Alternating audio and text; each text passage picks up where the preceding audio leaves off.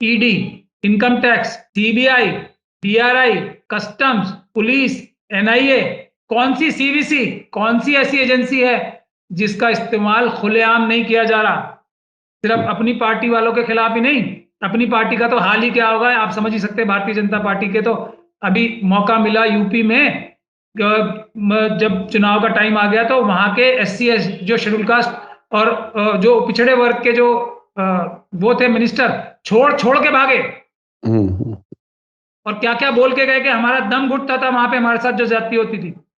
तो यहाँ बीजेपी के अंदर जो कमजोर तबकों के एमपी है उनकी तो क्या हालत हो रही होगी वो तो आप भूल ही जाइए। यहाँ तो ऑपोजिशन के साथ ये हो रहा है और इसके बाद भी प्रधानमंत्री का इस्तीफा मांगने की कोई जरूरत नहीं कर रहा। तो ये फर्क है डेमोक्रेसी में। और ये भी इसका भी नुकसान देखिए, जो इन्वेस्टमेंट करेंगे लोग इस बात पे करते हैं कि यहाँ की डेमोक्रेसी में कितनी ताकत है, कानून का राज कितना चलता है। ऐसा नहीं कि प्रधानमंत्री और कुछ लोग जो हैं सेलेक्टेड उनके कानून से ऊपर हो गए, तो वो तो किसी की भी इन्वेस्टमेंट के लिए कानून से ऊपर जाके उनको उनकी इन्वेस्टमेंट खराब कर सकते हैं या खा सकते हैं। तो ये देश का नुकसान भी हो रहा है और जो हालात हैं मुल्क के वो बहुत ही अफसोसनाक और बहुत ही ज्यादा हिला देने वाले हैं। इसके लिए भारत की जनता को खास तौर पे जो कमजोर तबके उनको उठ खड़ा होना पड़ेगा।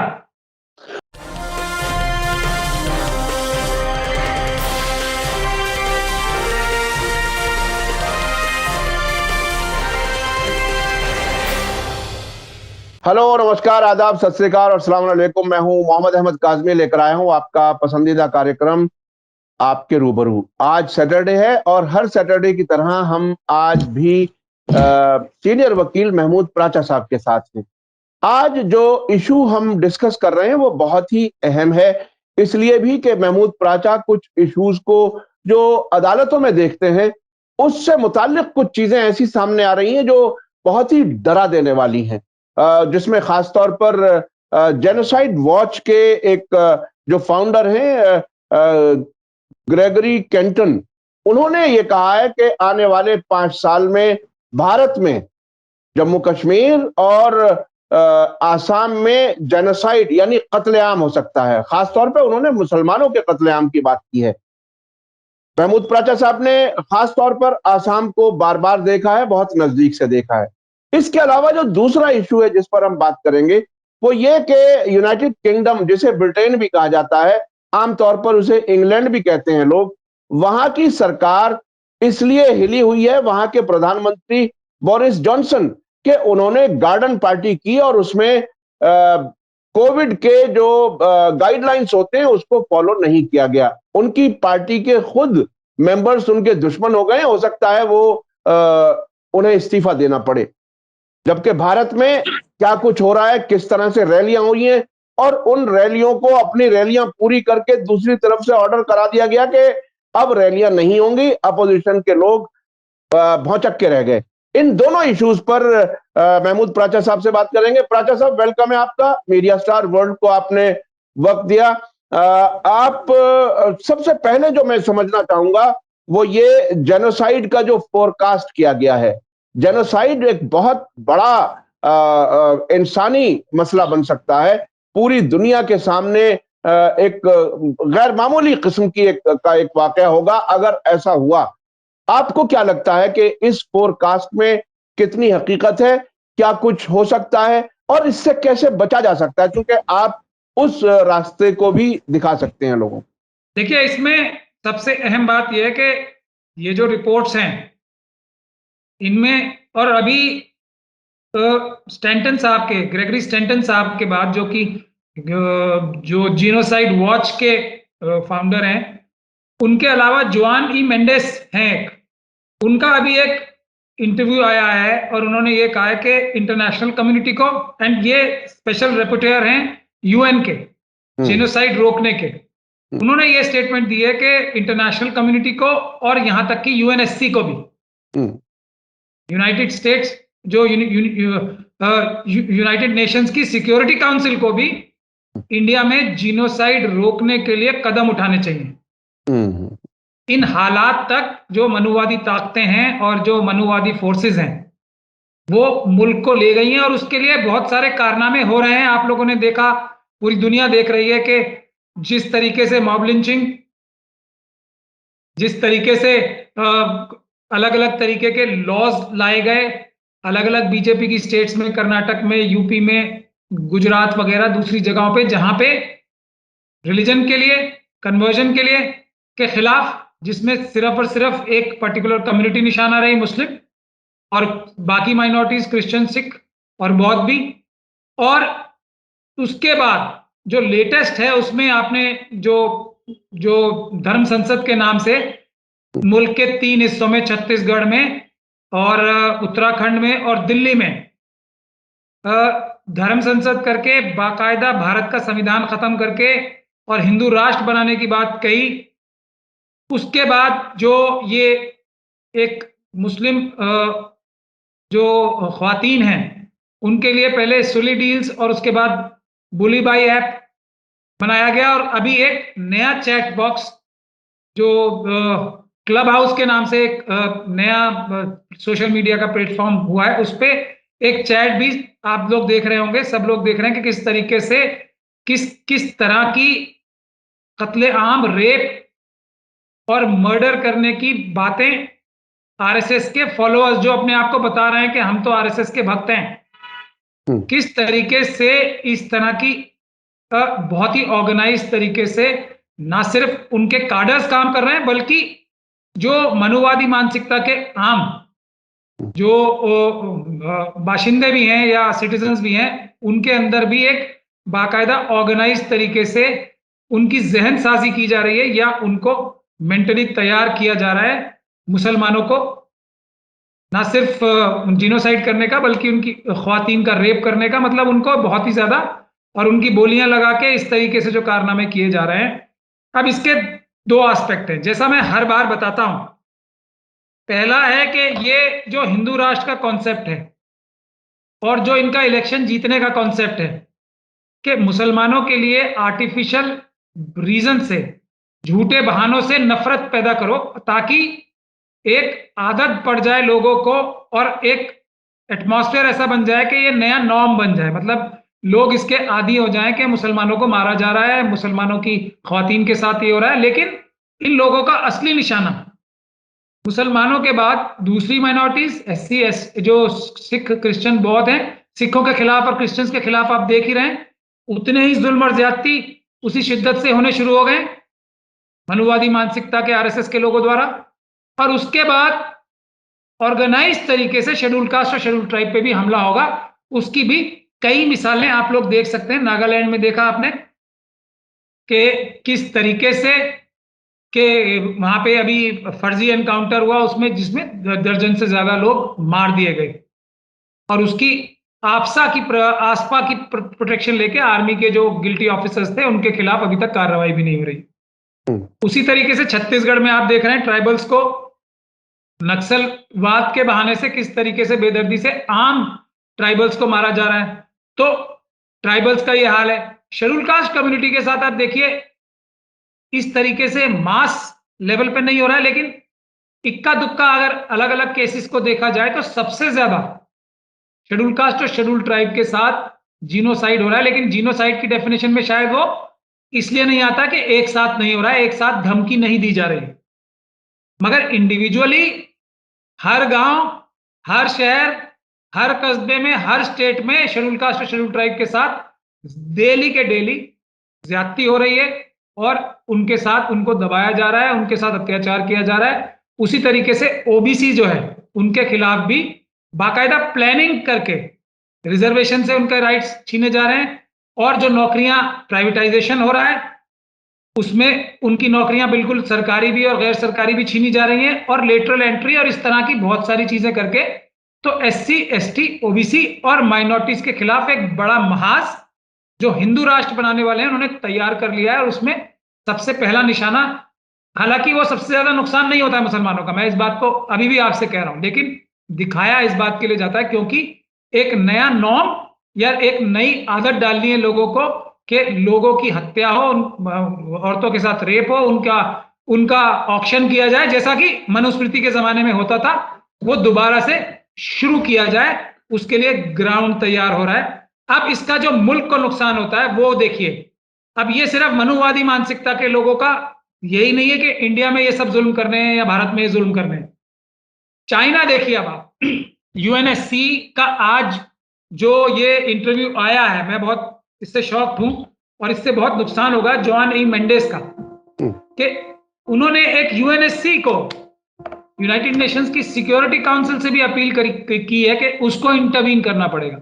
आमतौर पे इस तरह की जो जो कार्रवाई की बात होती है पूरे दुनिया में, वो चाइना के साथ होती है आजकल, क्योंकि वहां जो है बहुत ज्यादा कहा जाता है कि कुछ कम्युनिटीज के साथ ज्यादा जुल्म हो रहे हैं, यूगुर्स मुस्लिम्स उसमें सबसे ज्यादा है। आमतौर का इस तरह का जो स्ट्रिक्ट एक्शन है इंटरनेशनल कम्युनिटी का, जो कि डेमोक्रेटिक कंट्रीज हैं उनका, चाइना के लिए होता है इस तरह का। तो इंडिया में भी उस तरह का माहौल बना के जो डेमोक्रेटिक कंट्रीज चाइना की जगह इंडिया को चुनना चाहती हैं, उनके लिए भी रास्ता मुश्किल किया जा रहा है ताकि चाइना को इनडायरेक्टली फायदा पहुंचाया जा सके। इसको, साजिश को समझने की मनुवादी मानसिकता के लोगों को बहुत बड़ी जरूरत है, और उसमें बड़ी तादाद में मनुवादी मानसिकता के गुजराती बिजनेसमैन शामिल हैं, जो कि ना सिर्फ मुल्क का जो डिफेंस के सेक्टर में नुकसान हो रहा है, चाइना ने अभी भी रिसेंटली, अभी 2 दिन पहले, तापिर गांव नाम के एक मेंबर ऑफ पार्लियामेंट है भारतीय जनता पार्टी के, खुद लोकसभा के, अरुणाचल प्रदेश से, उन्होंने प्रधानमंत्री और रक्षा मंत्री को टैग करके बोला है कि हमारे यहाँ के एक भारतीय नागरिक के एक बच्चे को चाइनीज आर्मी किडनैप करके ले गई है, हमारे देश की सेना उसको छुड़ाने की कोशिश कर रही है। मतलब हमारे देश से हमारे लोगों को किडनैप करके ले जाने का काम चाइना ने शुरू कर दिया है, जमीन हड़पने के अलावा। ये भी, और इसके बावजूद भी इंडिया की जो आर्मी इतनी कैपेबल है, उसको मौका नहीं दिया जा रहा कि वो खुल के अपनी कार्रवाई कर सके चाइना के खिलाफ या पाकिस्तान के खिलाफ। तो ये जो कार्रवाई है, ये जानबूझ के जो मनुवादी मानसिकता के गुजराती बिजनेसमैन है, वो इंडिया की डिफेंस पॉलिसी को विज़-अ-विज़ चाइना एंड पाकिस्तान कॉम्प्रोमाइज कर रहे हैं। और जो इकोनॉमिक पॉलिसी है, उसमें डायरेक्टली भी अगर आप ट्रेड डेफिसिट देखें तो दिन ब दिन भारत का नुकसान हो रहा है, और चाइना हमसे रोज ट्रेड में फायदा उठा रहा है, और बहुत ज्यादा फायदा, तवील फायदा उठा रहा है। तीसरा, अब ये माहौल भी इस तरह का क्रिएट कर दिया जाएगा कि चाइना के अंदर जो नेगेटिव पॉइंट्स हैं इंटरनेशनल डेमोक्रेटिक कंट्रीज के लिए, वैसा माहौल इंडिया में भी पैदा कर दिया जाए, ताकि ये जो एक वजह है इंडिया में इन सब लोगों को आके हमारे साथ ट्रेड बढ़ाने की, हमारा व्यापार बढ़ने की, इनसे हमारी इकोनॉमी ठीक होने की और इन्वेस्टमेंट की, वो भी जो गुंजाइश है उसको कम करने के लिए ये देश के दुश्मन मनुवादी मानसिकता के आरएसएस के लोग काम कर रहे हैं। इस बात को जनता को समझना बहुत जरूरी है। प्राचा साहब, ये चाइना वाली बात हम बाद में कर लेंगे, लेकिन एक बात जो खास तौर पर ये जो जेनोसाइड की बात आई है, आप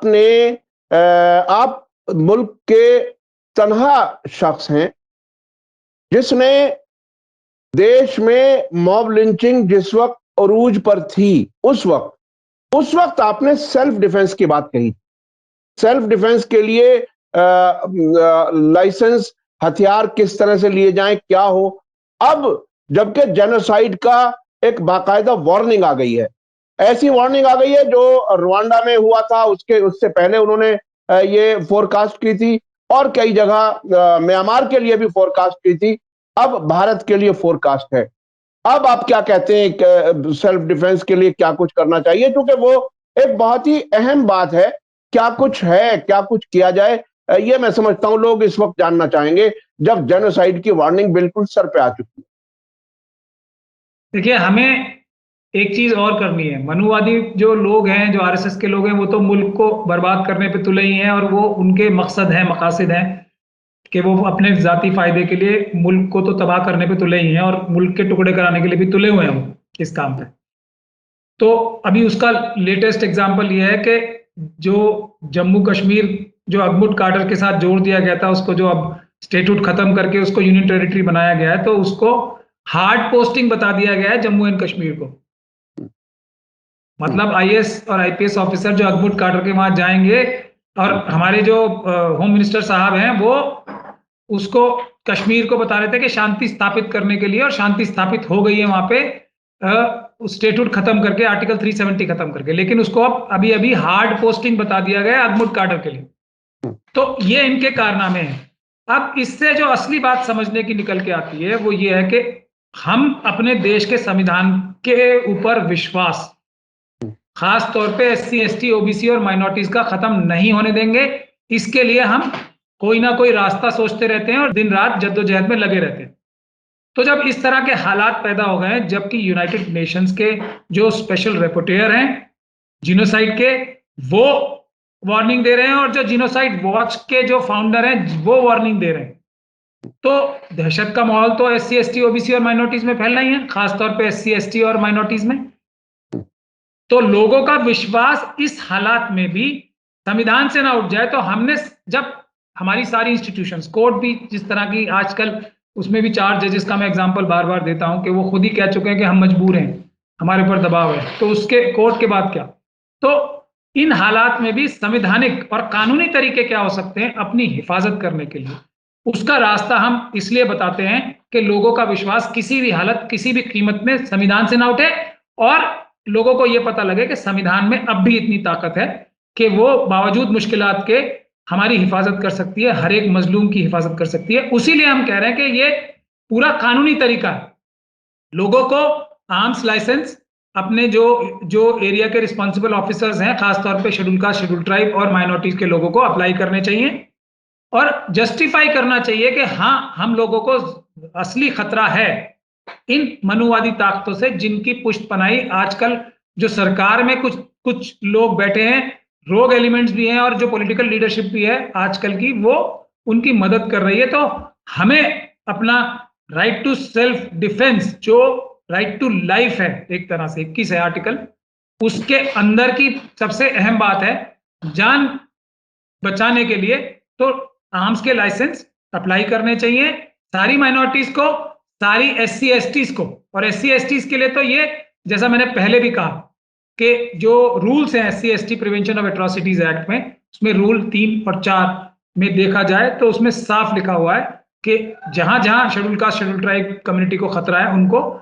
सरकार जो है आर्म्स के लाइसेंस भी देगी और हथियार भी देने के लिए उनको प्रोविजंस देगी। और जो ऑपरेसर्स हैं, यानी कि जो शेड्यूल कास्ट, शेड्यूल ट्राइब के नहीं हैं, उनके अगर जरूरत पड़ेगी तो आर्म्स लाइसेंस जब्त भी किए जाएंगे, उनके हथियार भी लिए जाएंगे। तो अमेरिका में देखिए इतनी बड़ी डिबेट चल रही है गन के ऊपर जो है, तो वहां भी इस राइट को, बावजूद इसके कि वहां गन से इतनी ज्यादा परेशानी हो रही है, बहुत सारे लोग मैसेकर्स या बहुत सारे कत्ल भी हो चुके हैं गन की वजह से, लेकिन फिर भी वहां की एक बड़ी डिबेट है कि लोग जो राइट ऑफ सेल्फ डिफेंस के लिए गन खरीदते हैं फ्रीली, उसको गिव अप करने के लिए दुनिया की एक सबसे बड़ी डेमोक्रेसी तैयार नहीं है आज भी।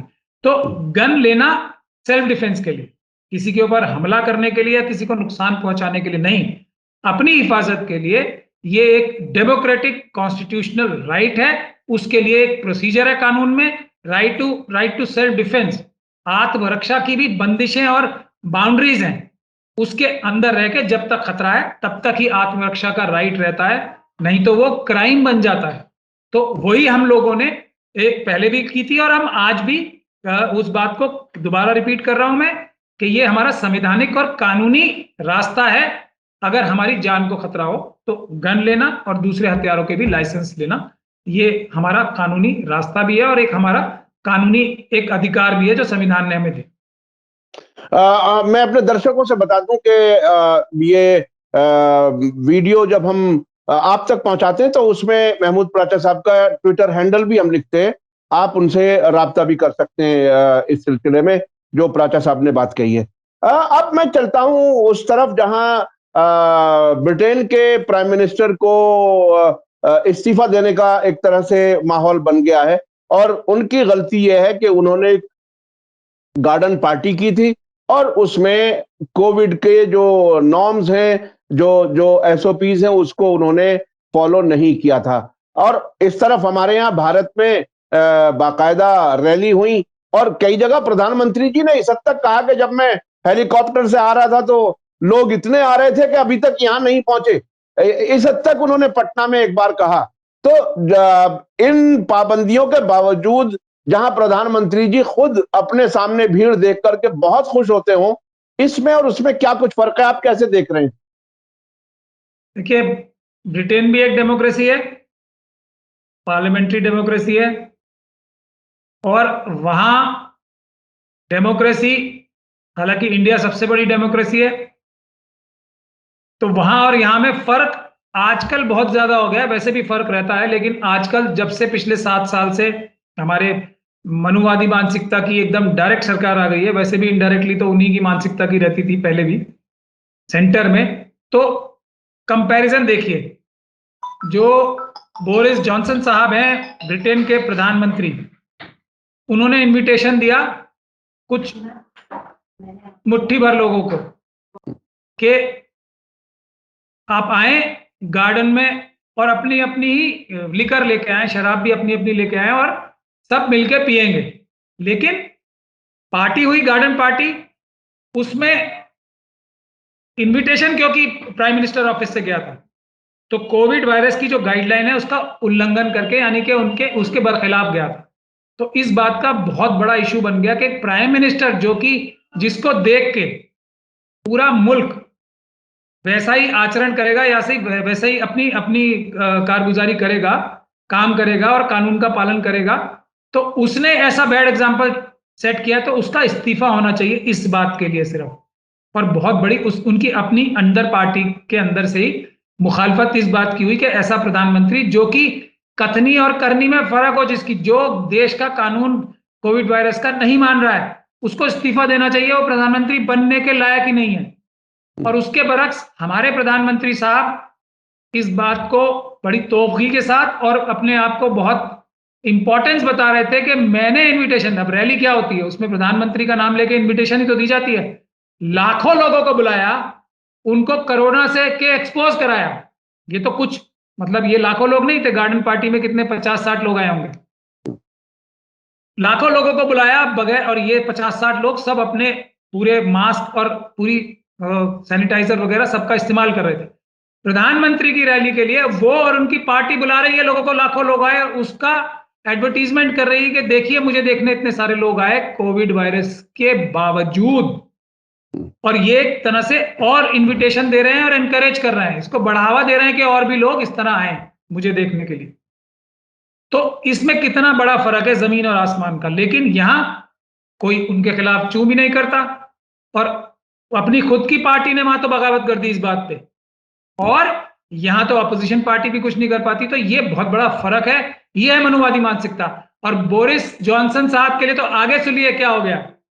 फिर उन्होंने एक उनके जो थ्री लाइन विप वाले हैं या पार्टी के कुछ जो सीनियर सपोर्टर्स हैं या उनके कारकुन हैं, उन्होंने अपनी पार्टी के मेंबर ऑफ पार्लियामेंट्स को यह इशारा किया, इशारतन, कि आपकी कॉन्स्टिट्यूएंसी में जो वेलफेयर फंड जाता है, जो डेवलपमेंट फंड जाता है पब्लिक मनी का, उसमें थोड़ी बहुत कटौती की जाएगी अगर आप बोरिस जॉनसन साहब के खिलाफ ये बगावत का झंडा उठाए रखेंगे। तो वो उससे बड़ा हंगामा हो गया है। और वहां की जो हाउस कमेटीज है, पार्लियामेंट्री कमेटीज, उसने इस बात के लिए सख्त संज्ञान लिया है। और उनकी कुर्सी पहली वजह की वजह से भी ज्यादा इस बात के लिए खतरे में आ गई है कि उनकी हिम्मत कैसे हुई उनके स्टाफ की कि अपनी ही पार्टी के मेंबर्स को वो ये कह सके कि तुम्हारा जो डेवलपमेंट का या कॉन्स्टिट्यूएंसी का जो खर्च होता है, जो सरकारी खर्चा दिया जाता है, उसमें कुछ कटौती कर दी जाएगी। यहां ED, income tax, CBI, DRI, customs, police, NIA, कौन सी सीवीसी, कौन सी ऐसी एजेंसी है जिसका इस्तेमाल खुलेआम नहीं किया जा रहा? सिर्फ अपनी पार्टी वालों के खिलाफ ही नहीं, अपनी पार्टी का तो हाल ही क्या होगा आप समझ ही सकते हैं। भारतीय जनता पार्टी के तो अभी मौका मिला यूपी में, जब चुनाव का टाइम आ गया तो वहां के एससी जो शेड्यूल कास्ट और जो पिछड़े वर्ग के जो वो थे मिनिस्टर, छोड़ छोड़ के भागे और क्या क्या बोल के गए कि हमारा दम घुटता था वहां पे हमारे साथ जो ज्यादती होती थी। तो यहां बीजेपी के अंदर जो कमजोर तबकों के एमपी है, उनकी तो क्या हालत हो रही होगी वो तो आप भूल ही जाइए। यहां तो ऑपोजिशन के साथ ये हो रहा है, और इसके बाद भी प्रधानमंत्री का इस्तीफा मांगने की कोई जरूरत नहीं कर रहा। तो ये फर्क है डेमोक्रेसी में। और ये भी, इसका भी नुकसान देखिए, जो इन्वेस्टमेंट करेंगे लोग इस बात पे करते हैं कि यहां की डेमोक्रेसी में कितनी ताकत है। कानून का राज कितना चलता है। ऐसा नहीं कि प्रधानमंत्री और कुछ लोग जो हैं सिलेक्टेड उनके कानून से ऊपर हो गए, तो वो तो किसी की भी इन्वेस्टमेंट के लिए कानून से ऊपर जाके उनको उनकी इन्वेस्टमेंट खराब कर सकते हैं या खा सकते हैं। तो ये देश का नुकसान भी हो रहा है, और जो हालात हैं मुल्क के वो बहुत ही अफसोसनाक और बहुत ही ज्यादा हिला देने वाले हैं। इसके लिए भारत की जनता को खास तौर पे जो कमजोर तबके उनको उठ खड़ा होना पड़ेगा। आप इलेक्शन का नतीजा किस तरफ देख रहे हैं? अभी जो 5 स्टेट्स में इलेक्शन है, क्योंकि चलते चलते इस पर भी थोड़ा सा बात कर ली जाए। आपको क्या लगता है? देखिए, मुझे लगता है कि अगर न्यूट्रल चुनाव हुए, न्यूट्रल चुनावों में सबसे अहम बात है कि जो ये न्यूट्रल का क्या मतलब? यानी ईवीएम मशीन के साथ छेड़छाड़ नहीं की या क्या? वो भी है। हाँ। सबसे पहली बात है कि ईवीएम मशीन के साथ छेड़छाड़ बहुत ज्यादा ना की जाए, ऐसा तो मुमकिन ही नहीं है। तो फिर तो बिल्कुल ही खराब हो जाएगा मामला। दूसरे तरह के इलेक्टोरल, ये भी एक इलेक्टोरल फ्रॉड है, इलेक्टोरल क्राइम है कि ईवीएम में छेड़छाड़ की जाए। उसके अलावा भी इलेक्टोरल फ्रॉड्स जो हैं, ये जो धर्म के नाम पे वोट मांगे जाते हैं, जो नफरत फैला के वोट मांगे जाते हैं, ये इलेक्टोरल फ्रॉड भी है। इलेक्टोरल जो जिसको कहा जाता है मॉरल कोड ऑफ कंडक्ट के खिलाफ है, और रिप्रेजेंटेशन ऑफ पीपल एक्ट के अंदर ये जो है कानूनी जुर्म है। लेकिन आरएसएस और बीजेपी तो वोट ही इसी चीज के लेती है, सिर्फ इसी नाम के लेती है। तो इसको हटा दिया जाए। ये जो इलेक्टोरल फ्रॉड्स और इलेक्टोरल क्राइम्स हैं, और जो मैल प्रैक्टिसेस हैं, जिसको कहा जाता है कि गैर कानूनी काम है इलेक्शन के दौरान जो इस्तेमाल किए जाते हैं। तीसरा, पैसे का इस्तेमाल जो आरएसएस और बीजेपी और मनुवादी ताकतें करती हैं, बेइंतहा पैसा लुटाया जाता है। ये भी इलेक्टोरल फ्रॉड और इलेक्टोरल क्राइम है। मतलब ये भी चुनावी जो आचार संहिता है उसका उल्लंघन है, और ये अपराध है, दंडनीय अपराध है ये सारे काम। ये अगर ना हो, ठीक है, झूठे वादे को भी, चलो मैं कह रहा हूं एक तरह से वो भी इलेक्टोरल फ्रॉड होता है कि 15 लाख बोल दिए और हम ये कर देंगे और वो कर देंगे और करते कुछ नहीं, तो वो भी इलेक्टोरल फ्रॉड। ये 4 चीजें अगर हटा दी जाएं तो मुझे नहीं लगता कि जो भारतीय जनता पार्टी को इस हालात में, मेरे ख्याल से 5% सीटें भी किसी भी स्टेट में आ जाएं तो बहुत बड़ी उनकी कामयाबी होगी, अगर ये 4 चीजें हटा दी जाए। ये तो है हालात, लेकिन अब ऐसा तो होता नहीं है, इसीलिए सारा कंटेस्ट है। वरना देश की जनता जो है अब ना सिर्फ SC ST OBC और माइनॉरिटी, जो कि 87% है मुल्क भर में, बल्कि जो दूसरे लोग भी गरीब हैं, जो दूसरे तबकों के भी लोग हैं, वो भी आजिज आ चुके हैं। क्योंकि यूपी में तो जो योगी जी की कम्युनिटी है उसने बता रहे हैं, ब्राह्मण इस बात के लिए बहुत ज्यादा वो कर रहे हैं, प्रोटेस्ट कर रहे हैं, एहतजाज कर रहे हैं कि उनके साथ बहुत ज्यादती हुई है योगी जी की सरकार में। ब्राह्मण तक इस बात का मुखालफत कर रहे हैं। तो सभी लोग परेशान हैं, और ये देश को जो लूटा जा रहा है वो कमोबेश लोगों को नजर भी आ रहा है, बड़े लेवल पे भी, इंटरनेशनल नेशनल लेवल पे भी, और जातियात पे खुद हर एक आदमी की नौकरी जा रही है। 1 रुपए की चीज 10 रुपए की हो रही है, पेट्रोल महंगा हो रहा है, महंगाई हर चीज की बढ़ रही है, चीजों की कमी हो रही है, इसेंशियल सर्विसेज जो है बिल्कुल गायब हो गई हैं। कोविड की बीमारी में आप देख ही रहे हैं कि किस तरीके से सरकार पूरी तरह से नाकाम थी और नाकाम है। बहुत बहुत शुक्रिया महमूद प्राचा साहब, आपने खास तौर पर जो जेनोसाइड के मामले में बात की, जो फोरकास्ट आई है उस पर बहुत ही खतरनाक सूरत हाल है, और उसके लिए कैसे तैयार हुआ जाए वो भी आपने बताया।